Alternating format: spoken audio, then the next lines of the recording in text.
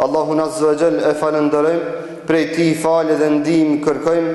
Salavatet dhe selamet i dërgojmë Muhammedit sallallahu alaihi wasallam, familjes së tij të ndershme, shokëve të tij fisnik dhe gjithë pasuesve të rrugës së tij deri në ditën e gjykimit.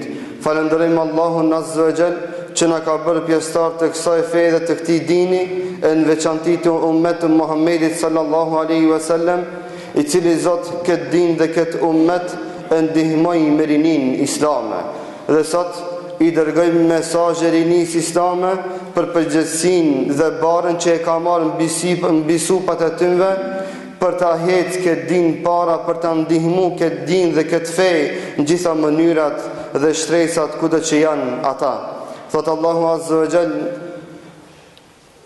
فَخَلَفَ مِنْ بَعْدِهِمْ خَلْفٌ أَضَاعُوا الصَّلَاةَ وَاتَّبَعُوا الشَّهَوَاتَ فَسَوْفَ يَلْقَوْنَ غَيًّا.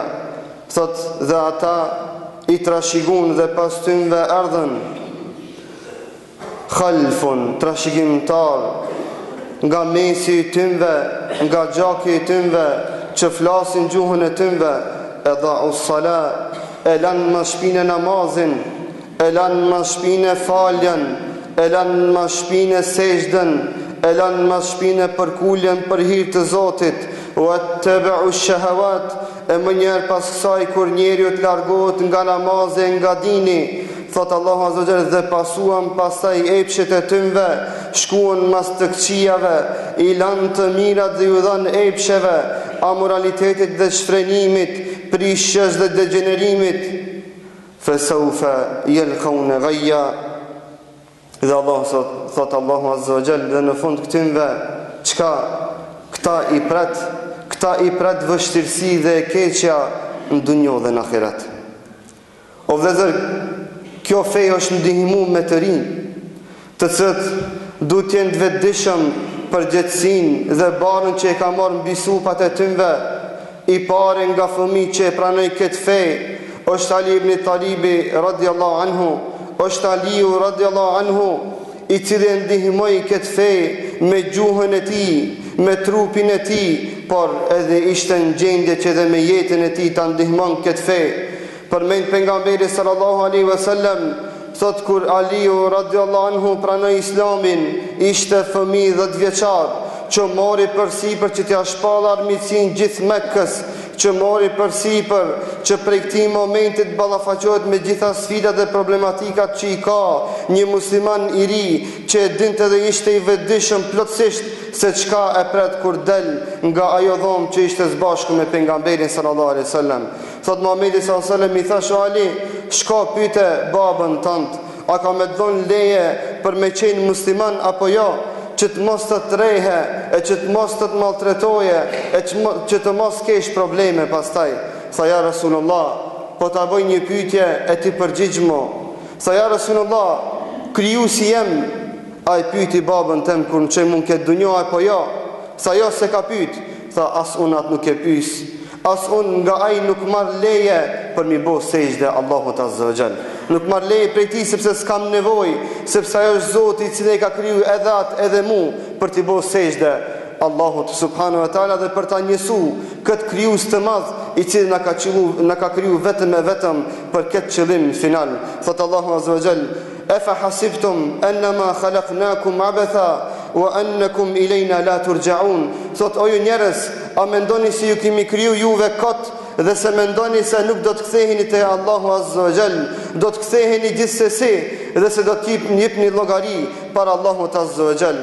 Ku krahasohesh ti o i ri, i cili e ki zavendësu Kur'anin me muzikë, ku jo i ri, i cili e ke zavendësu namazin me kalimin e kohës kot dhe bosh, ku jo i ri, i cili e ke zavendësu librin me lezimin apo me ndëgjimin e fjalëve të kota dhe me mezhlise të këqija, ku jo i ri, i cili Kur'anin në dorën tënde që duhesh me mbajt në vend Kur'anit mban karta në dorën tënde, ku jo i ri, ku krahasohesh ti me Usame ibn Zeidin, i cili ishte komandant i ushtrisë muslimane në moshën 17 vjeçare për ta shliru shtetin më të madh të atij zamani, shtetin Romak.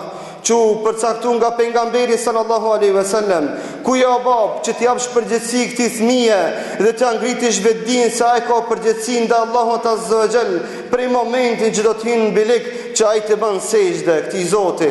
A do të lëm na kësi pasardhës, a do të lëm pas vete kësi evlat, a do të trashëgojmë kësi trashëgimtar, të cilët janë keqbërës, të cilët janë zullumqar, të cilët nuk kanë asnjë farë përgjegjësie, të cilët moshën 20 vjeçare ende i konsiderojmë se janë të ri dhe fëmijë. Shpeshherë ballafaqohemi me këtë fakt, shkojmë në për shtëpit për vizita të ndryshme e ai i riu i cili është plotësisht me përgjegjësi fetare, në vend sa të bën mohabet si burrat, e kalon kohën duke luajtur në kompjuter. Sikur me qenë fëmijë 5 vjeçar, ku është i riu i cili veçat nga rende që të shkon në shkollë, të kryen fakultet, magjistron e doktoron nga rend mas femrave. Çfarë përgjegjësie, çfarë rinie, çfarë trashëgimtar dhe çfarë krenarie, dhe si na do të lëm pas vete kësaj lloj pasardhësh, të cilët e lën pas vete namazin, e lën pas shpinë dinin dhe në vend sa të miren me gjëra të cilët ju bëjnë dobi e hajër në dunjë dhe në ahiret, ata miren me gjëra të kota. O ju të rinj, pejgamberi sallallahu alaihi wasallam me 10 hadithe ju drejtohet juve dhe ju thot: ja mashara shabab, o ju të rinj, o ju djelmosha, o ju të fort, o ju të këtë cilët është shprehja e ummetit, ku jeni që t'i përgjigjeni kësaj ftese të pejgamberit sallallahu alaihi wasallam? Kjo ftesë është kundrejt jush, e drejtuar nga njeriu më i mirë në rrugën toksor, pejgamberi sallallahu alaihi wasallam, në mënyrë direkte tek ti, o i ri. Ku je ti me namazin tënd? Ku je ti me dinin tënd? Ku je ti me edukimin tënd? Ku je ti me avancimin tënd? Ku je ti me moralin? Ku je ti me vlerat e arta dhe moralet të larta që duhet t'i ketë çdo musliman? Fatkeqësisht, na duke e konsideruar të riun se është fëmijë dhe i vogël, ja humbim peshën dhe vlerën që e ka. O të i ri, nëse të ka shku ndonjë ndërmend me i boj gjëna dhe me katë Allahut azza wa jall, po ta përkujtoj një fjalë të një njeriu të devotshëm që e pa një të ri i cili bëheshte gati për të bërë mëkat Allahut azza wa jall. E kur ai i devotshëm e pa të riun se bëhet hazër për gjëna, i tha: o ti djalosh, idha aradta al-ma'siyata fa'sihi haythu la yarak. Tha, nëse don mi boj gjëna Zotit, bani gjëna dikund ku Allahu nuk të sheh. E pastaj i tha: wakhruj min darihi, dhe dil nga shtëpia e Zotit, dil nga toka e Zotit në një tokë tjetër. Mshefu dikun ku ai nuk të sheh dhe shko me një vend të cilën nuk është tokë e Zotit, sepse s'ka jeti mi bo gjëna Allahut e ai duke të pa. S'ka hije që mi bo gjëna Zotit në shpinë dhe në tokën e Allahut azza wa jall. Dhe i tha: wa kul min ghayri rizqihi, dhe han nga risku që nuk vjen prej Zotit. Kur i riu e ndëgjej këtë fjalë të madhe madhështore, filloi që të qanë dhe përmisoj dhe ndryshoj hallin e tij dhe u bë djalosh i ri, i devotshëm dhe i mirë, i cili i përkullesh te Allahu azza wa jall. O ti ri, mos haro se ti je ai i cili dhe ai nga i cili varet ardhmëria e këtij ummeti, ai i cili duhet ta ngrit flamurin la ilaha illa Allah, ai i cili duhet të zhvillon dhe të vazhdon jetën shoqërore dhe fetare në këto troje. Dhe këtë përgjegjësi gjithë na duhet të jemi të vetëdijshëm se jemi të obliguar nga Zoti që t'ua përkujtojmë të rive. Aqulu qawli hadha wastaghfirullaha li wa lakum fastaghfiruhu innahu huwal ghafurur rahim.